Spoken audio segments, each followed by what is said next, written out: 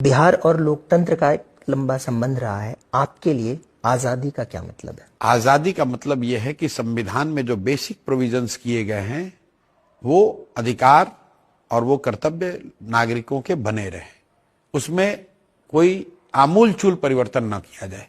जिसने भी संविधान बनाया है वो आपने हमने नहीं बनाया है, वो 100 साल के सामाजिक राजनीतिक संघर्ष और समझ का नतीजा है। अमेंडमेंट्स होते रहेंगे, लेकिन जो उसकी मूल भावना है, उसमें जो प्रस्तावना है, उसमें छेड़छाड़ नहीं हो। वो आजादी का सबसे बड़ा जो मैनिफेस्टेशन है वो कॉन्स्टिट्यूशन है। चलाने वाला कोई भी हो, लेकिन उसको चलना है कॉन्स्टिट्यूशन के हिसाब से। वही तो जब आप आजाद हुए तो आपने अपना एक संविधान बनाया कि हम भारत के लोग। संविधान कैसे शुरू होता है? हम भारत के लोग, हम कांग्रेसी नहीं, हम भाजपाई नहीं, हम प्रशांत किशोर नहीं, हम गांधी नेहरू नहीं, हम भारत के लोग।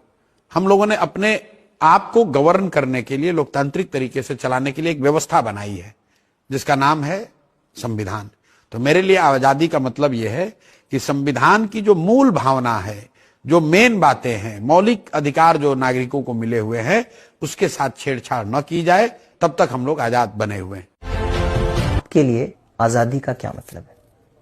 आज़ादी में देश के नागरिकों को जो है संविधान ने हर अधिकार दिया गया है, लेकिन आज भी कई ऐसे विचारधारा के लोग जो हैं जो देश के संविधान को नहीं मानते, देश के संविधान को वो बदलना चाहते हैं। लालू जी ने मानसिक गुलामी से लोगों को आज़ादी दिलाई।